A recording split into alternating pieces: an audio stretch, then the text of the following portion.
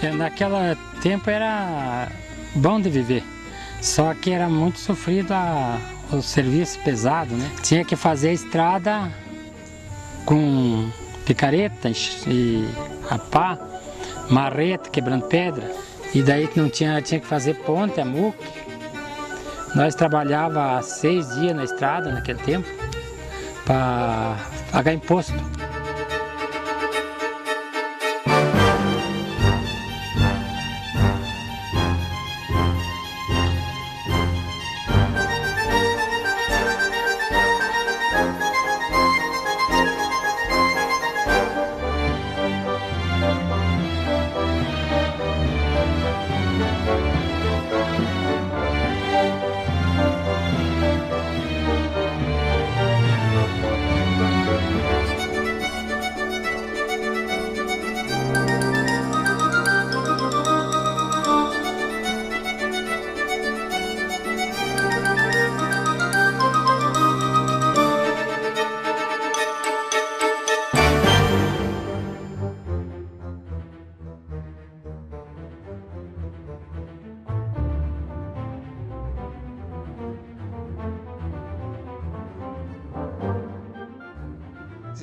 No início dos anos 50, Dois Vizinhos ainda era um sertão, totalmente sertão.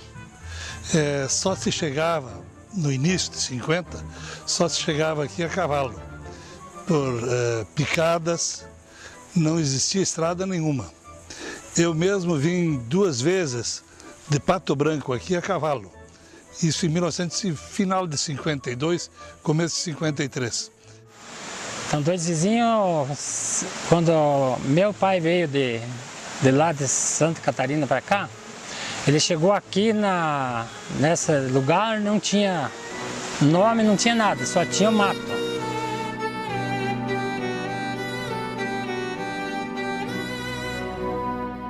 Pelas primeiras vezes que nós viemos para cá, se notava a grande floresta ainda existente e principalmente a grande quantidade de pinheiros que existia aqui na região. Tinha muito pinhal, muito pinhal. Na chegada de Dois Vizinhos, já quando chegava perto de São Roque, era um pinhal muito grande que se chamava o Pinhal do Jangão. E vinha esse pinhal até Dois Vizinhos. E para você chegar em Dois Vizinhos, tinha que andar por uns carreadores no meio do pinhal para chegar em Dois Vizinhos. Então, na realidade, naquela época, Dois Vizinhos era muito sertão ainda.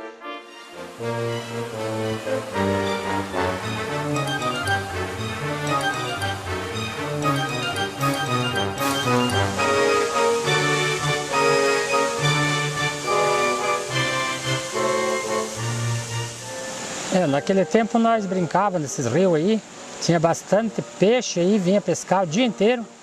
E sempre tinha lugar que era bastante água, então nós vinha tomar banho nos poços. E daquele tempo, e daí foi indo que esse rio ficou, agora depois da desmatação, começou a faltar água já, hoje tem pouca água no rio. E era muita água nesses rios aí quando tinha bastante mata, né? Com o passar dos anos, esses primeiros moradores foram se tornando donos dessas áreas. E daí se dizia assim que eles tinham tirado o sítio, tinham marcado uma área e essa área era deles.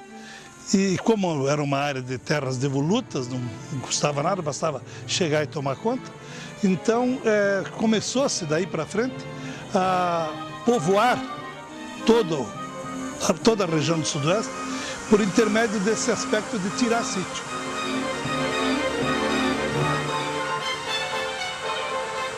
Vieram de lá com um cargueiro, trazendo 2 filhos dali de Tapejara do Oeste, abrindo a picada e chegando até aqui na beira do rio. Daí quando eles chegaram aqui, tinha o meu avô também que veio na mesma vez. Daí um ficou para o lado de cá do rio e o outro para o lado de lá, estabeleceram. E daí naquela época eles punharam o nome de Dois Vizinhos porque só tinha ele, meu pai e meu avô que moravam ali. Por isso que ficou o nome de Dois Vizinhos daí. O povo daí veio, gente de Tapejara do Oeste, vieram vindo também querer se alojar para cá porque tinha 2 vizinhos aqui, daí começaram a vir para se alojar aqui também. para 2 vizinhos, porque tinha esses 2 vizinhos que vieram de lá naquela época. Isso foi em 1938 que ele veio para cá.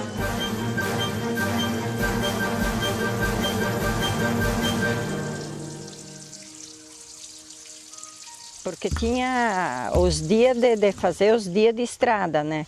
Ali os moradores, eles se reuniam uma semana, tinha o capataz que reunia a turma e daí eles iam fazer os dias de horas trabalhadas na estrada. Ali uns iam com as picaretas, outro, o meu pai era um que ia com a junta de boi e o arado, para fazer a sarjeta ao lado da estrada. Daí ele ia com o arado e os boi, lavrava, fazia aquela sarjeta e os outros com as pá, arrumava, ajeitava, levava terra onde precisava. O conserto das estradas naquela época era tudo braçal, tudo assim.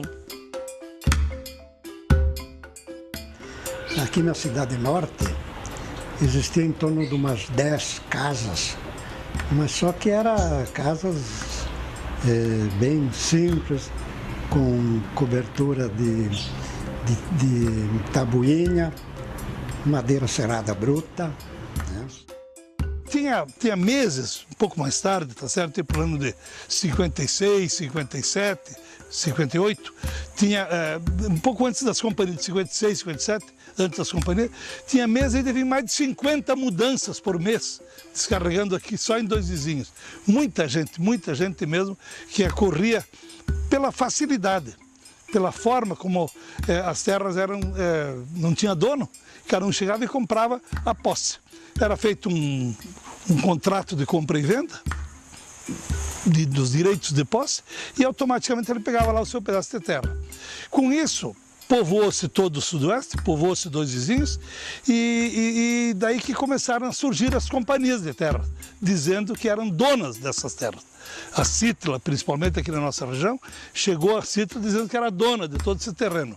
E vieram com alguns jagunços, algumas pessoas mais que gostavam de impor o poder deles, para exigir que os colonos efetivamente comprassem essas terras das companhias. Os colonos já diziam que tinham comprado o direito de posse, naturalmente, e automaticamente não queriam comprar de novo. E daí criou-se esse problema que se tornou a Revolução dos Poceiros e a Revolta dos Poceiros, e automaticamente toda a população, todo esse povo levantou-se contra as companhias e, ao se levantar contra as companhias, escorraçaram as companhias aqui, mandaram embora. Mandaram embora as companhias, com algumas mortes até.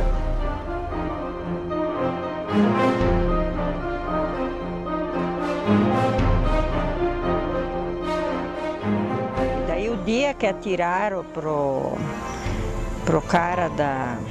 Como é que era? O Pedro, o nome dele, agora o sobrenome não me lembro. O cara que estava ali no escritório da companhia.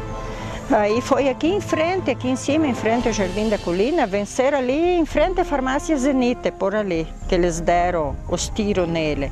E nós daqui de casa enxergava lá em cima na estrada. E daí era bem perto do meio-dia, nós estávamos almoçando e a gente enxergava os polícias andando para cá e para lá depois, procurando os poceiros que tinham atirado para esse Pedro, né? Mas imagina se eles iam ficar ali.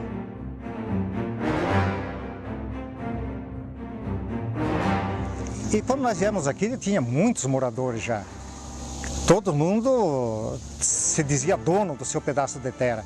E aí que nós ficamos sabendo que essa terra pertencia a uma determinada companhia. E que essa companhia tinha herdado essa terra em troco de ferrovias que eles tinham feito aí pelo Brasil. E que realmente eles eram os donos. Mas entraram aqui com a força policial e começaram a perseguir. Houve muitos casos aqui na região, brutalidade. Eles chegaram assim, tipo, não para fazer acerto, mas para expulsar os pessoal, que o pessoal se retirasse. E ninguém queria perder, né, o que já estava aí, com famílias E eu no dia do levante, eu estava junto lá, eu tinha meus 17 anos já, porque foi em 1957. Eu estava com 17 anos, eu estava lá no meio daquele povo.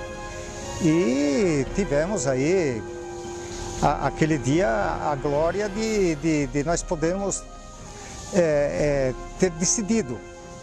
A companhia se afastou e nós aí ficamos e o governo realmente tomou as providências e hoje nós estamos aí.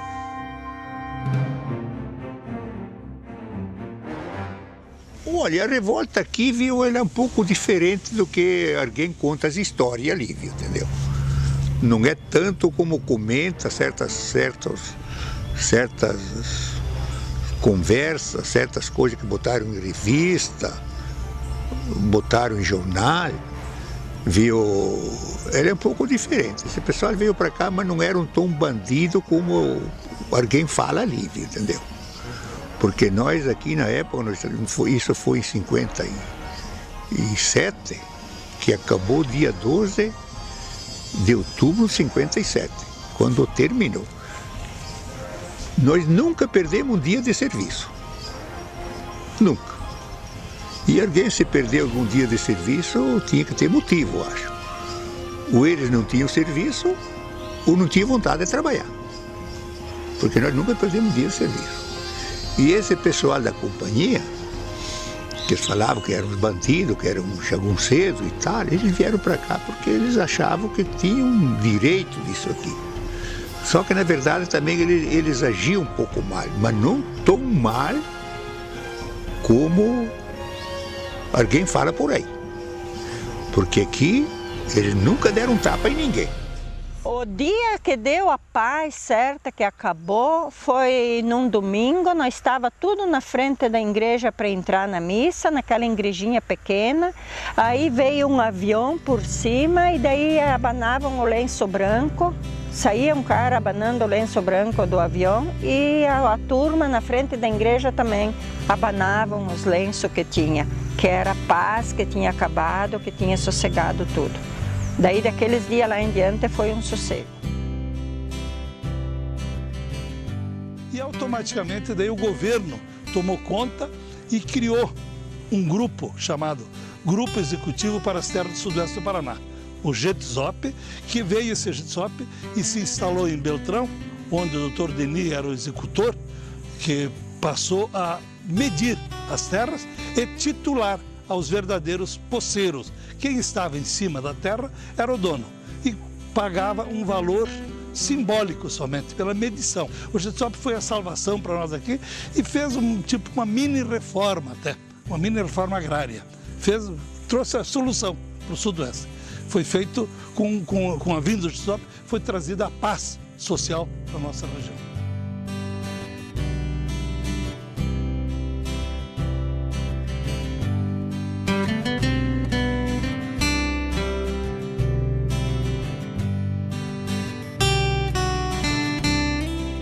Daí foi criando as comunidades,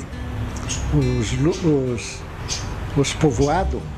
Então, cada povoado tinha um comerciante.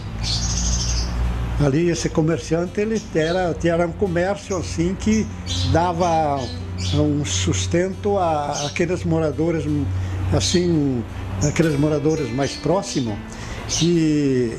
Só que eles não tinham de tudo, né? Eles tinham ali, o máximo era o arroz, a banha, o açúcar, a querosena.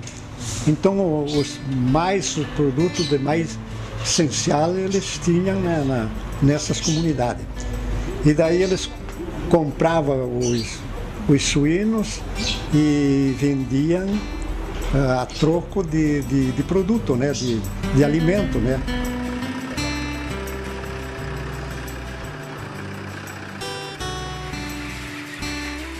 Nós criávamos bastante galinha. Balde de madeira, que o gringo chama de secha. Para conservar assim o frango, a gente colocava dentro de uma panela e amarrava uma soga assim soltava bem no fundo, ela durava até 3, 4 dias. Sem, no poço, né? Dentro do poço, assim, permanente, como se fosse dentro de uma geladeira ela ficava. Eu tinha instalado uma roldana em cima e uma corda para puxar o balde cheio de água. Ficava leve na manivela, né? E, ao mesmo tempo, a gente media em que nível estava a água, com uma soga, um ferro. E daí descia o balde com os frangos dentro, aquilo que não se ocupava, para comer durante a semana. Então descia lá embaixo, mantinha fresco e no escuro. Então lá não ia mosca, não ficava muito tempo. Então era um sacrifício.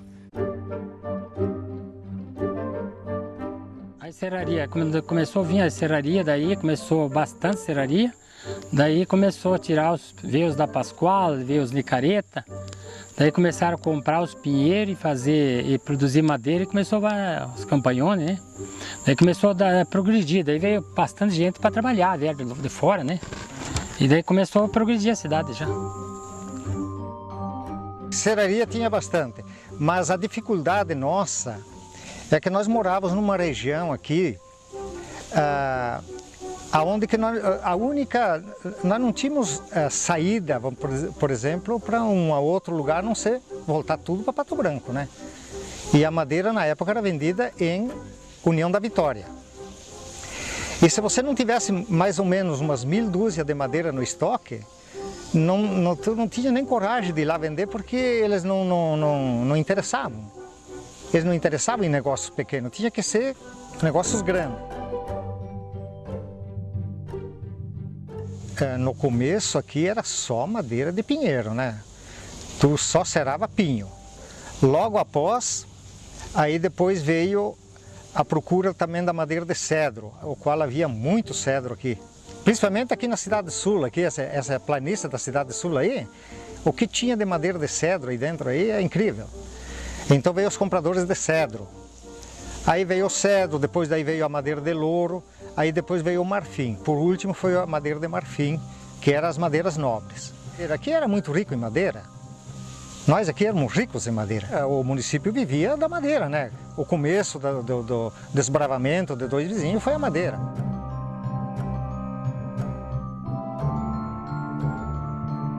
E daí Pato Branco já era município, tinha sido criado em 1951 e em seguida criou-se um distrito de Pato Branco chamado Dois Vizinhos.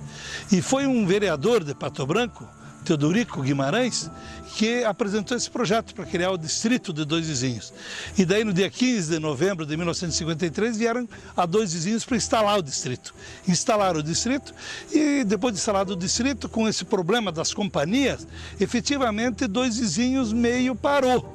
Dois Vizinhos era muito grande, Dois Vizinhos era Dois Vizinhos, Cruzeiro do Iguaçu, Boa Esperança e Verê. Tudo isso era Dois Vizinhos, tudo isso era Dois Vizinhos, então era bastante grande.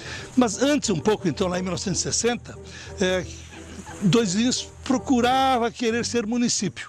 E daí se criou essa vontade e o Estado, na época era governado pelo governador Moisés Lupion, resolveu criar em 1960, em julho de 60, criou acho que uns 50 municípios no Paraná. E dentre esses 50, criou Dois Vizinhos também. Então, Dois Vizinhos foi criado no dia 25 de julho de 1960. E somente instalado como município um ano e pouco depois, em 28 de novembro de 61.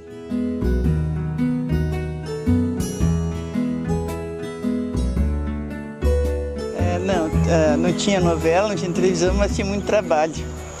Nós no hotel, a gente trabalhava até meia-noite, né, para organizar tudo, pela manhã, levantar, porque era pouca gente para trabalhar e precisava dar conta do serviço, né.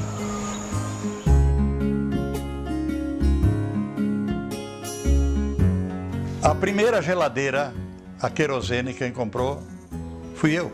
Geladeira a querosene? A querosene. Dá para explicar como é que é? Dá para explicar. Eu fui a Pato Branco e fui lá no comércio Passanello. Amado, eu recebi sexta-feira 4 geladeiras da Consul, a querosene. Pato Branco também não tinha geladeira. E eu quero te vender uma. Quanto que é? Eu nem me lembro quanto que ele pediu, né? Aí ele tinha uma lá, aberta, tinha tirado da caixa e colocou fogo ali no queimador dela, né? Tinha um paviozinho, uma chamazinha. Vai uma lata de querosene no tanque e ela dura 20 dias. Dia e noite ligado, né? Aí eu cheguei em casa com aquela caixa, lá na casa, lá na lavoura. E já tiramos da caixa, descarreguei, tiramos da caixa e já meti uma lata de querosene lá, porque eu trazia querosene pro pessoal que tinha o lampiãozinho, né? Aladim, esse que se chama Aladim, né? Tinha um Aladim com o cano assim, né? Mas ele preteava onde. E tinha 2 Aladim de 500 libras de pressão para serraria, para lumiar. Tudo com camisa, E lá também tinha a camisa na geladeira, tipo Aladim.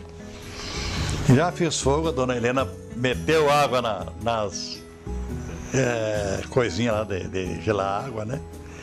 E já colocou, tiramos frango de dentro do poço, e tinha um balde dentro do poço, com os frangos e carne lá dentro. Então, né, ficava dentro da água, mas sem entrar água. Ficava para se conservar fresco. E lá não ia mosca também, né? Já metemos na geladeira.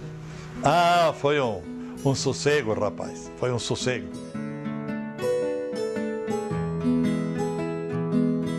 Para sair de noite fazia um facho de taquara, de tabuinha lascada, e acendia e ia longe fazer filó com aquelas faixas.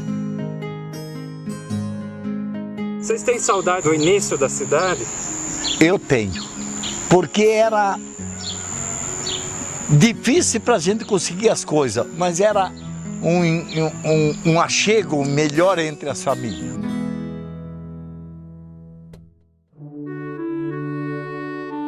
Era um achego bem melhor, as famílias corriam para cima, era um socorro, um socorria o outro, era uma beleza. Naquele tempo não tinha farmacêutico, não tinha médico, não tinha nada. E quem se socorria era um com o outro. Era a mulher quando vinha a parteira, você levava a parteira, a gente fazia tudo, né?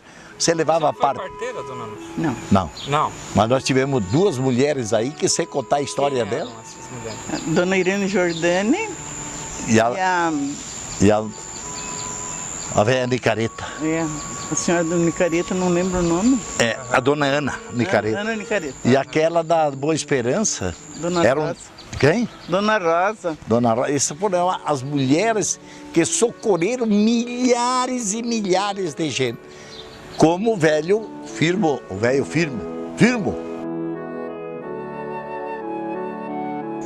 Porque tinha só o velho Firma, que tinha uma pequena farmáciazinha, e ele, a cavalo do burro dele, ele ia visitar os doentes e levava o remédio. Eu lembro quando eles construíram a Oroville e a família Fracasso e o seu Casimiro Tipicosti, construíram o hospital e depois saíram à procura do médico. E daí encontraram o Dr. Gazali que trouxeram ali. Mas o hospital, na verdade, foi construído por eles, né? E ele que veio trabalhar daí.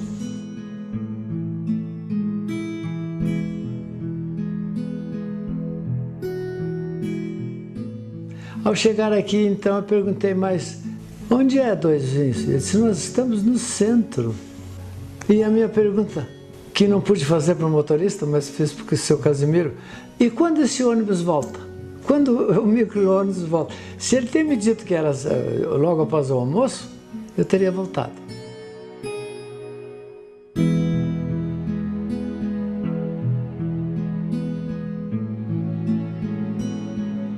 Aqui é a sala de partos e tínhamos 2 mesas. Algumas vezes havia 2 parturientes que separavam-se por um biombo móvel, se fazia a separação, mas o obstetra atendia os dois. Esta sala aqui nos deu muitas alegrias e, graças a Deus, raras surpresas desagradáveis. Nós tivemos um bom atendimento aqui, digo, numeroso, de partos. Aqui nasciam, aqui brotavam os vizinhenses.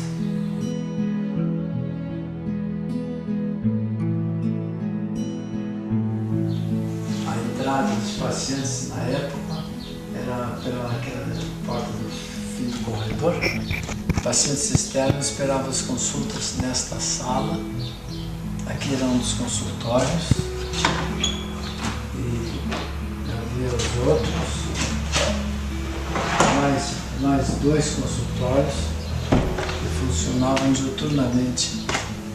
E hoje estamos parados e com certos entulhos aqui na desmontagem. Mas não tivemos ainda a coragem, ou diria coragem mesmo, de desmontar o hospital totalmente. Tanto é que se eu vi que a sala cirúrgica está lá inteira.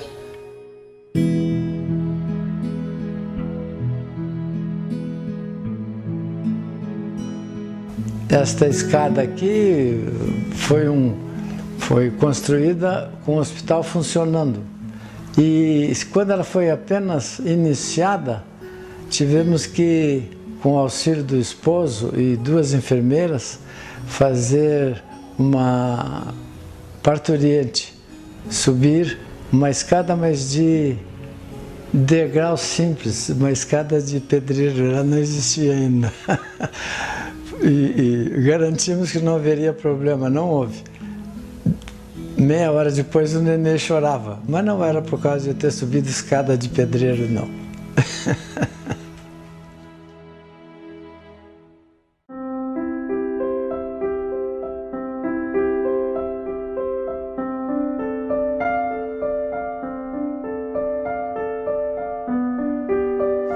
Na época, quando surgiu dos vizinhos, quando eles vinham para cá, aqui já tinha igreja, né? E até conta os antigos que quando deram a ordem para fazer a igreja, teve um senhor ali da cidade sul que morava logo para casa do Menino Fabro, disse que ficou 6 meses com a ordem dos padres de Pato Branco para construir aquela igreja lá, que era o Arlindo Azevedo. E depois passou um tempo, ele não fez a igreja, daí disse que foi o Ari Miller, a Pato Branco, para pedir, mas eu já não morava aqui, os caras que contam, entendeu? Daí ele foi lá e pediu para fazer a igreja por cá, e os padres de Pato Branco disseram, não, disse, mas já tem a igreja. Não, mas não tem nada, não, mas nós demos uma ordem lá para fazer. E daí os padres vieram para cá, e até disse que foi quando rezaram a primeira missa, na casa do seu Ari Miller. E daí, como não tinha igreja lá, eles deram uma ordem para o Ari, e o Ari fez a igreja aqui no meio, aqui onde tem a praça hoje. A praça aí, a praça Ari Jaime Miller, ali, entendeu? Então, quando vinha para cá, já tinha igrejinha ali. Até tinha igreja feita, só que não tinha porta, tinha o vão das portas, mas não tinha janela. E não tinha nem santo. E até interessante ali, porque tinha um senhor ali que tinha 10, 12 cabritos, e os cabritos à noite iam dormir dentro da igreja. Porque não tinha porta, entendeu? A igreja nós ajudamos a fazer desde a escavação, a MUC. Foi tudo feito a MUC? Todo mundo trabalhava, né? Moço, mulher. Fazendo a terra para nós da igreja. Fazendo a terra para nós da igreja. Então a comunidade toda ajudava? Todo mundo. Toda a comunidade. Quando inauguramos, porque o padre morava com nós, quando inauguramos a primeira casa canônica que foi feita no meio do mato, bem aonde ela está hoje. E construir a igreja foi a primeira grande obra da comunidade? Foi a primeira grande obra. A igreja essa que está aí, não a pequena, né? Não. Esta matriz, ela ficou falada no Paraná inteiro.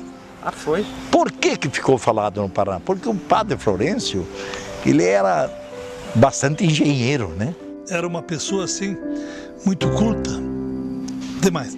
Esse projeto da igreja, então, e o lançamento da Pedra Fundamental em 3 de setembro de 1961, teve a presença do bispo da época, Dom Carlos Eduardo Saboia Bandeira de Melo.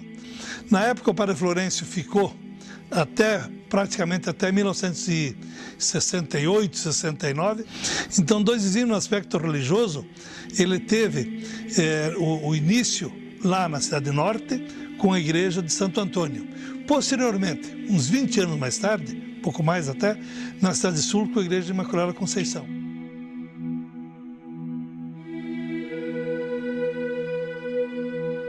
A primeira denominação protestante foi a Igreja do Sétimo Dia.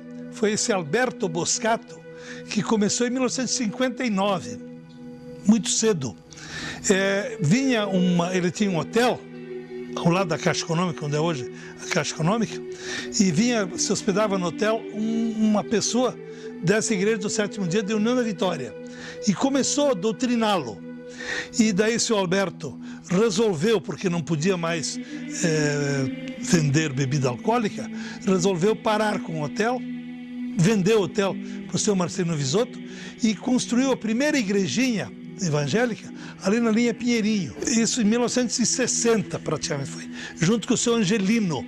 O seu Angelino foi o primeiro com a família do Alberto Boscato e do Angelino ali na linha Pinheirinho. Muito aos poucos começaram a vir outras. A luterana, a presbiteriana, a batista e depois as outras, todas as pentecostais, mas muito mais recentes agora.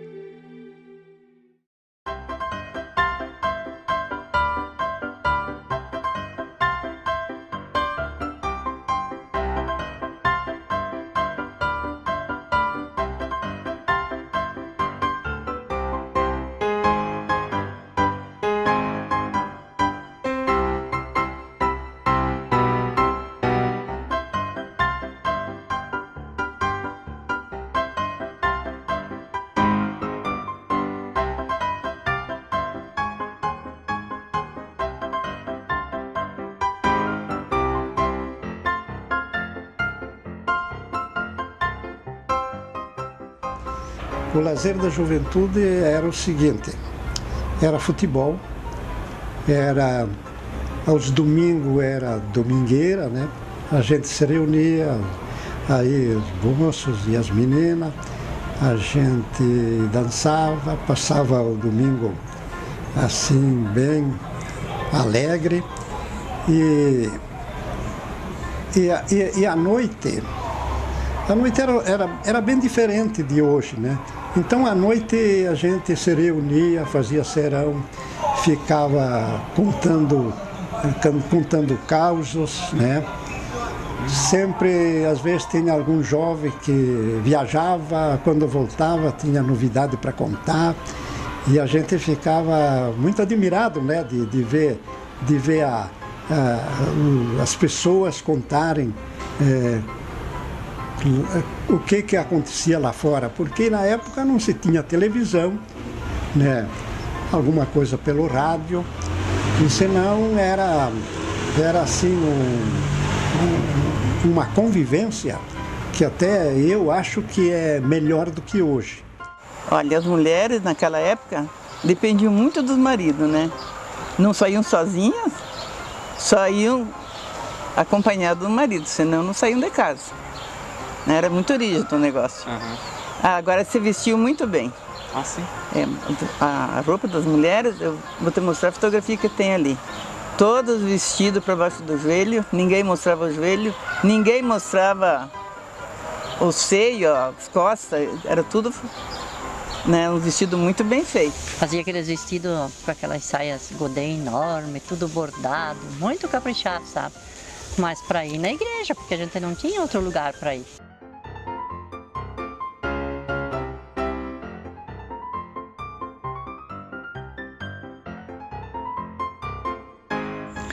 Nos domingos, o que tinha, a maioria que a turma fazia Era carreira de cavalo. Apanhavam os cavalos correr, daí a turminha lá. Até tinha uma raia ali pertinho da onde que tem aquele soque, tinha o Casimiro. Ali tinha uma raia ali, então a turma se reunia, um monte de gente para assistir carreira de cavalo.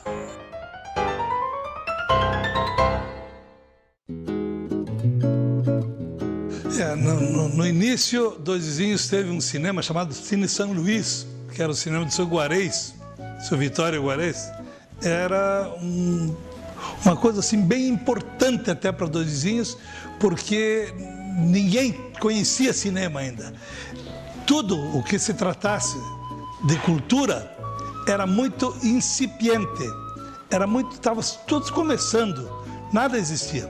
Posteriormente, quando o seu Gregório Nicareta fez uma viagem para a Europa, foi para a Itália e lá comprou uma aparelhagem de cinema mais moderna e veio e instalou em Dois Vizinhos, então, o Cine Cometa. Aí sim, você fez um salão, você fez um teatro realmente. E o cinema era o lugar para namorar? Era. Muitas vezes? Muitas vezes, é o encontro do namorado, né? A gente ia lá. Nós mesmos. É onde que você conseguia de pegar na mão da menina, ao menos, né? Era ir ao cinema. É.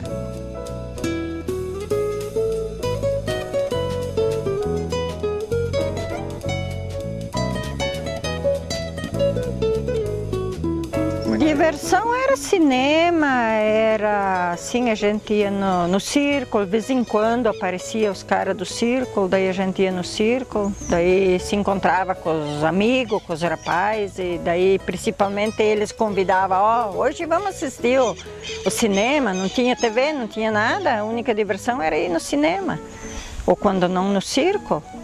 Eu lembro que eu tinha um namoradinho que me levava no circo, me levava no cinema, pra gente se distrair. Bastante? Ah, eu namorei bastante. Eu era bem enjoada, porque eles me diziam que eu era enjoada, que eu não era qualquer um que eu quisesse, né? Daí eu namorei bastante.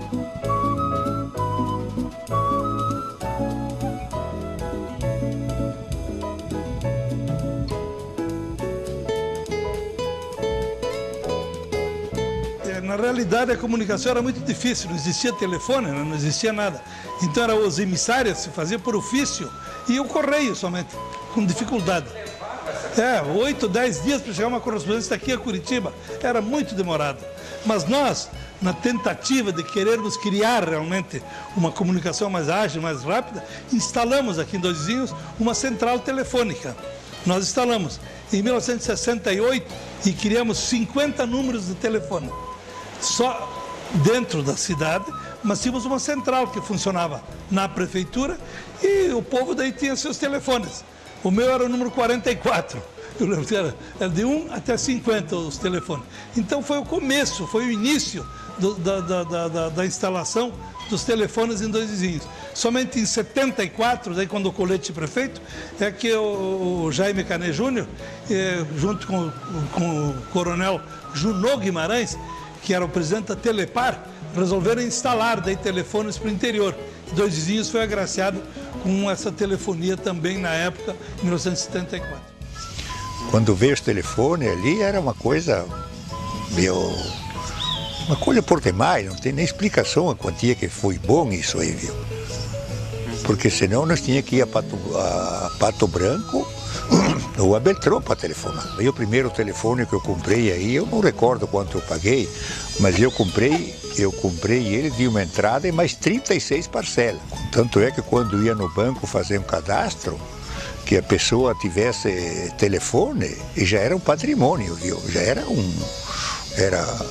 um patrimônio. Tem telefone, aquilo ali já era considerado patrimônio. Então era algum que tinha televisão aí. Então nós ia na casa desses amigos que tinha televisão, mas na época a televisão entrava o som e a imagem, mas parecia um chuvisco, não dava para enxergar quase nada, né?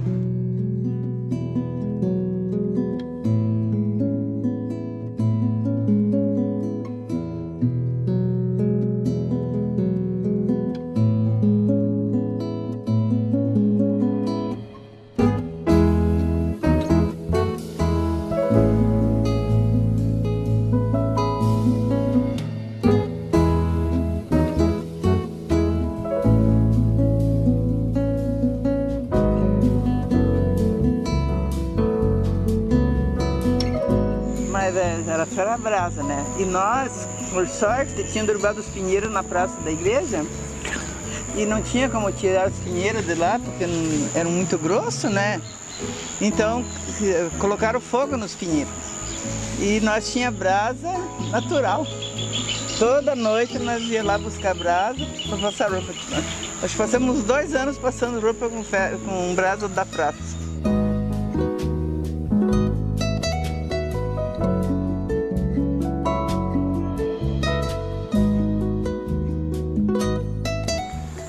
Quando começou a ter progresso, veio o Arlindo Azevedo, que põe um comércio aqui perto do Tense Detran hoje. Daí ele trabalhava com tecidos e secos e molhados assim. Então nós vendíamos as coisas lá e comprava, porque precisava ali já. Bom, quando vinham para cá, a primeira atividade que nós fizemos, botei uma bodega, mas uma bodega bem fraca, porque não havia dinheiro, não tinha dinheiro. E ali nós vendia cachaça, vendia fumo, vendia erva. Na época vendia bastante munição, assim, para os caçadores, com bem pouco estoque, porque tinha que vender, pegar o dinheiro depois para comprar de novo. E daí nós ia fazer as compras em Pato Branco.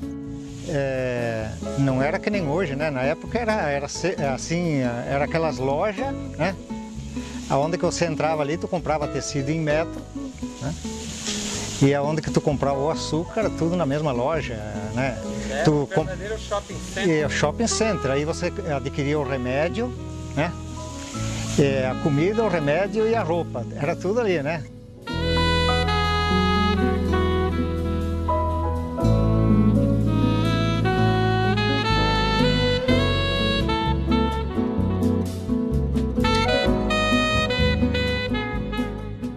Era difícil o pessoal querer se fixar em Doizinhos, sabe? Por muitos anos era difícil se conseguir empresário vir para cá. E tínhamos os nossos fundadores que batalhavam, mas Doizinhos se manteve com esses bravos pioneiros.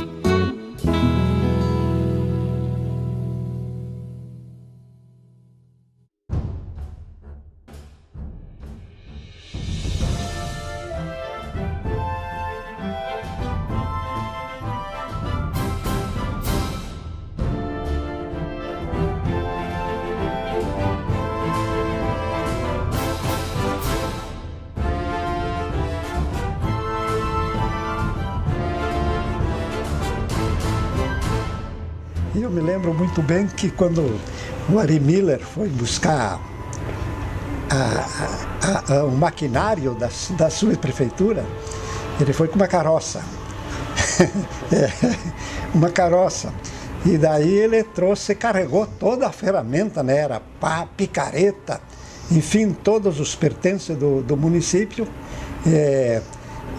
Botou na carroça e depois saiu largando foguete que tinha conseguido a subprefeitura aqui, a Cidade Norte. Então havia uma rivalidade muito grande, né? Na época entre a Cidade Sul e o Jirau Alto.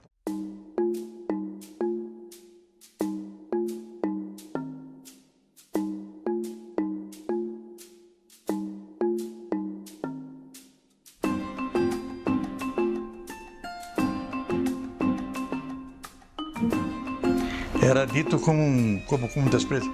Ah, você mora lá no Jirau Alto, né? E alguns bandidos também moravam por aqui, né? Vai fazer o quê? Eles foram embora depois. E daí veio a placa para cá do distrito. E naquela época tinha os comandos políticos. E daí uma hora o comando político caía na mão do pessoal da Cidade Sul. Daí, não, a cidade vai sair para cá porque a placa está aqui. Dali a pouco mudava, daí a placa vinha para cá, porque o comando político era para cá. Eu sei que aquela placa ia e voltava umas quantas vezes para cá e para lá. E daí começou meio uma rixa ali, entendeu? Não, é aqui, ali, porque lá tinha casa, e aqui sobre o meio, aqui, por exemplo, aqui dali, bem para cá da prefeitura, até o Rio Jirau, aí no meio não tinha nada. Ali custou sair casa. Então tinha uma encrenca ali de aqui e lá e tal. Sim, naquele tempo eles iam caçar anta, caçar pacas, coisas lá na beira do rio. E tinha onde que descia os bichos e faziam aquele valetão ali para entrar a beber água no rio. Então daí eles faziam um giral em cima, bem alto. Daí quando o bicho vinha de noite lá, eles iam esperar lá em cima daquele giral, apanhavam um forro lá e dormiam lá. Daí para matar a anta ali embaixo. Então por isso que eles apelidaram aquele rio de giral alto, porque o giral mais alto que eles fizeram foi lá naquela época. Lá era visto como uma cidade e nós era o giral alto. Então nós éramos, as crianças de escola principalmente brigavam muito, muita briga. Porque era um tratado como o pessoal do sítio. Nós aqui era do sítio, eles eram da cidade. Chegaram o pessoal do sítio, e está vindo o pessoal do sítio.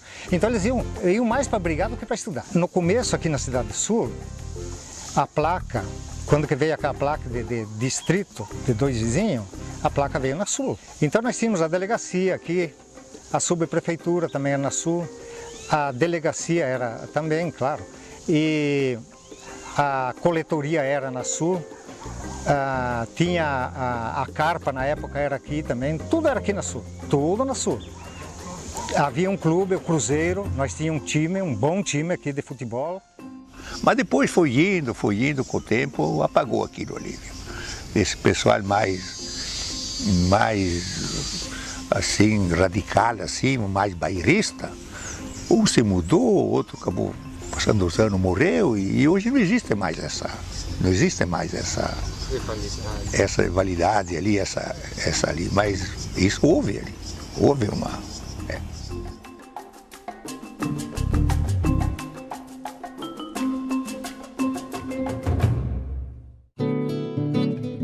Nós criamos o brasão e o pinheiro, por causa da grande quantidade de pinheiro aqui em Dois Vizinhos, né? Grande quantidade.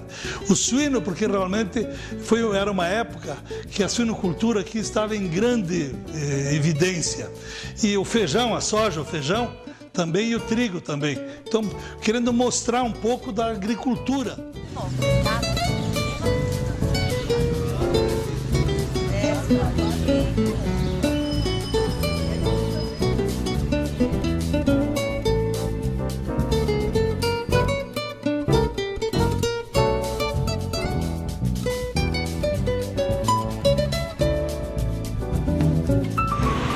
Você também é sabedor disso, que muitas vezes as pessoas extraíam o dente são para colocar um dente de ouro, né? Isso nos idos aí de 56, 60 ali, a gente encontrava muitas pessoas assim, até eu tinha um cidadão aqui em Dois Vizinhos que ele tinha todos os dentes de ouro, tanto de baixo que em cima. Mas eu trocava ideias com o paciente, muitas vezes na hora da saída.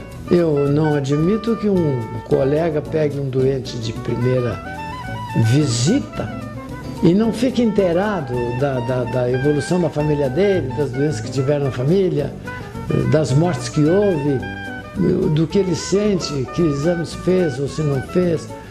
Isso leva no mínimo um quarto de hora. Um fato curioso.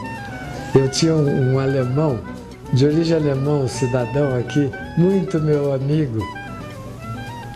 E ele sempre vinha e a sala estava cheia. Quer dizer, a sala estava com vários clientes para serem atendidos. E ele trazia lanche. Ele trazia pão, comia pão com linguiça. E uma senhora um dia perguntou: "O senhor está fazendo refeição aqui?" Eu disse: porque pode ser que demore.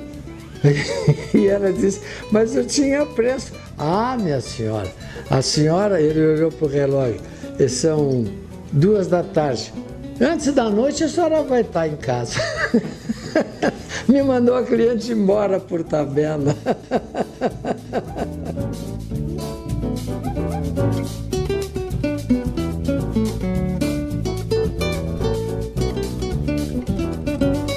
De 10 anos atrás, por exemplo, eu nunca imaginava que Dois Vizinhos desse um salto tão grande assim como deu. Nós temos hoje um estilo de uma cidade grande aqui. Dá saudade e também no mesmo tempo a gente pensa que foi bastante sofrido naquela época. Agora é bem mais melhor, tem tudo mais conforto e tudo. Então dá uma saudadezinha, mas sei lá. tudo mais fácil hoje. Hoje é uma beleza, tudo fácil, a comunicação, é tudo fácil. O transporte, só falta o avião chegar a carregar a galinha aqui no vizinho para levar para o exterior. Só está faltando isso.